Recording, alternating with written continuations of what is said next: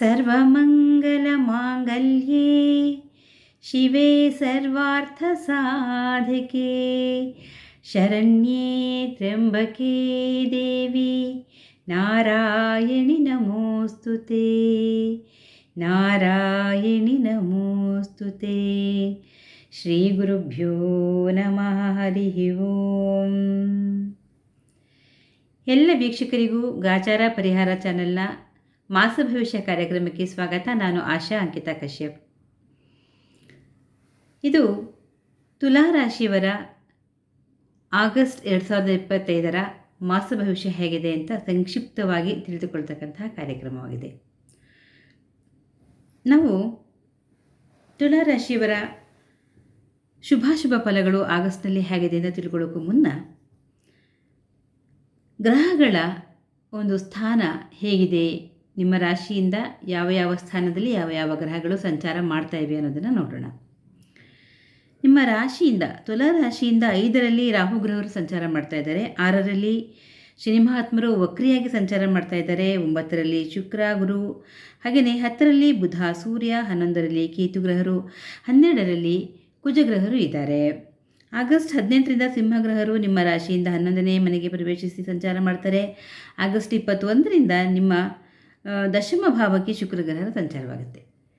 ಇದನ್ನೆಲ್ಲ ಇಟ್ಕೊಂಡು ಈ ಒಂದು ಗ್ರಹಗಳ ಈ ಸ್ಥಾನ ಭ್ರಮಣದಿಂದ ಈ ಥರ ಗೋಚಾರದಿಂದ ನಮಗೆ ಅಂದರೆ ತುಲಾ ರಾಶಿಯವರಿಗೆ ಯಾವ ರೀತಿಯ ಫಲಗಳು ಸಿಗಬಹುದು ಅಂತ ನಾವು ನೋಡೋದಾದರೆ, ಅತ್ಯುತ್ಕೃಷ್ಟವಾದಂತಹ ಜಯ ಈ ಆಗಸ್ಟ್ ತಿಂಗಳಲ್ಲಿ ನಿಮ್ಮದಾಗಿರುತ್ತೆ.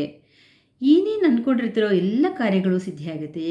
ಈಗ ಜಯ ಅಂದಾಗ ನಮಗೆ ಏನೇನೆಲ್ಲ ಬರುತ್ತೆ ಹೇಳಿ. ಯಾರೆಲ್ಲ ಒಂದು ಕೋರ್ಟು ಕಚೇರಿ ವ್ಯವಹಾರಗಳಿಗೆ ಇರ್ತೀರಾ ಅವ್ರಿಗೆ ಜಯ ಸಿಗುತ್ತೆ, ಯಾರೆಲ್ಲ ಕ್ರೀಡಾಪಟುಗಳಿರ್ತೀರಾ ಅವ್ರಿಗೆ ಜಯ ಸಿಗುತ್ತೆ. ಆಮೇಲೆ ಯಾರೆಲ್ಲ ಒಂದು ಸ್ಪರ್ಧಾತ್ಮಕ ಪರೀಕ್ಷೆಗಳಲ್ಲಿ ನೀವು ಭಾಗವಹಿಸಿರ್ತೀರಾ ಅವ್ರಿಗೂ ಕೂಡ ಒಂದು ಯಶಸ್ಸು ಸಿಗುತ್ತೆ. ಅದೇ ಜಯ ತಾನೆ, ಅದನ್ನು ಜಯವೇ ಆಗಿರುತ್ತೆ. ಹೀಗೆ ನೀವು ಅಂದ್ಕೊಂಡಂತಹ ಅನೇಕ ಒಂದು 100ಕ್ಕೆ 80ರಷ್ಟು ಕಾರ್ಯಗಳು ಯಶಸ್ವಿಯಾಗುತ್ತೆ ಅಂತಲೇ ಹೇಳ್ಬೋದು. ಆಗಸ್ಟ್ ತಿಂಗಳಲ್ಲಿ ಉತ್ತಮ ಧನಲಾಭವಿದೆ, ಒಳ್ಳೆಯ ಒಂದು ಹಣದ ಹರಿವು ನಿಮಗೆ ಇದೆ. ಹಾಗೆಯೇ ಸ್ಥಾನಮಾನದ ಉತ್ಕರ್ಷೆ, ಯಾರು ರಾಜಕಾರಣಿಗಳಿರ್ಬೋದು, ಸಮಾಜಮುಖಿ ಚಟುವಟಿಕೆಗಳಲ್ಲಿ ತೊಡಗಿಸಿಕೊಂಡಿದ್ದವರಿರ್ಬೋದು, ಕಲಾವಿದರು, ಎಲ್ಲರಿಗೂ ಕೂಡ ಒಂದು ಉತ್ತಮವಾದ ಸ್ಥಾನಮಾನ ಗೌರವಗಳು ಸಿಗ್ತಾ ಹೋಗುತ್ತೆ.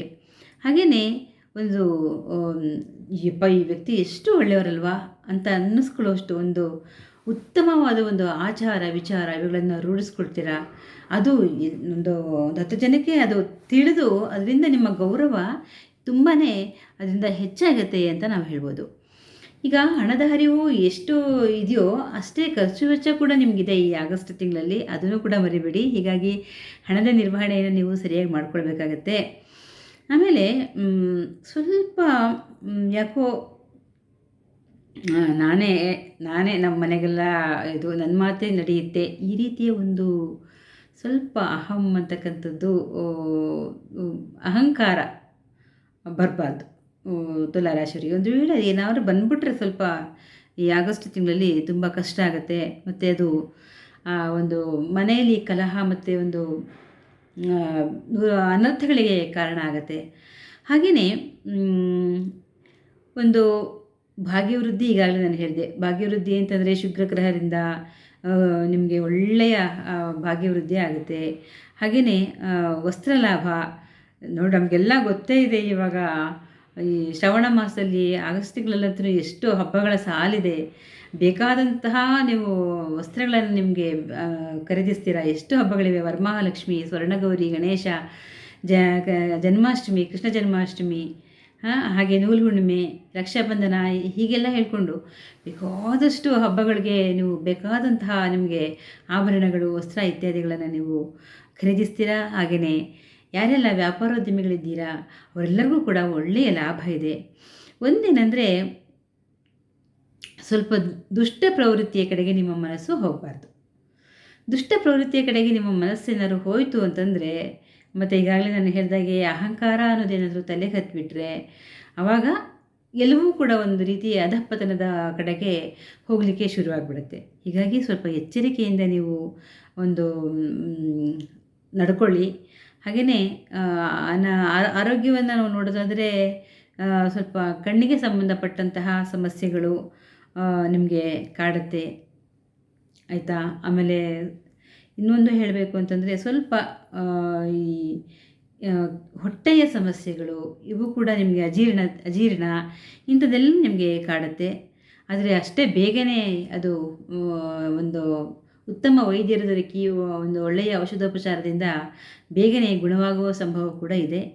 ಹೀಗಾಗಿ ಈ ಆಗಸ್ಟ್ ತಿಂಗಳಲ್ಲಿ ಈಗಾಗಲೇ ನಾನು ಹೇಳಿದಾಗೆ ಎಲ್ಲ ಕಾರ್ಯ ಸಫಲತೆ ನಿಮ್ಗೆ ಆಗೋದ್ರಿಂದ ತುಂಬಾ ಚೆನ್ನಾಗಿದೆ ಆಗಸ್ಟ್ ತಿಂಗಳು ಅಂತ ನಾವು ಹೇಳ್ತಾ, ಪ್ರತಿಯೊಬ್ಬರು ಹಬ್ಬಗಳನ್ನು ಯಥಾಶಕ್ತಿ ಯಥಾಭಕ್ತಿ ಆಚರಿಸ್ಕೊಳ್ಳಿ. ಗಣೇಶ, ಗೌರಮ್ಮ, ಮಹಾಲಕ್ಷ್ಮಿ, ವರಮಹಾಲಕ್ಷ್ಮಿ ಎಲ್ಲರೂ ನಿಮ್ಮ ಎಲ್ಲ ಮನೋಕಾಮನೆಗಳನ್ನು ಈಡೇರಿಸಲಿ ಅಂತ ಹೇಳ್ತಾ, ಲೋಕಾ ಸಮಸ್ತ ಸುಖಿನೋ ಭವಂತು, ಸರ್ವಂ ಸನ್ಮಂಗಲಾನಿ ಭವಂತು. ಶ್ರೀಕೃಷ್ಣಾರ್ಪಣಮಸ್ತು.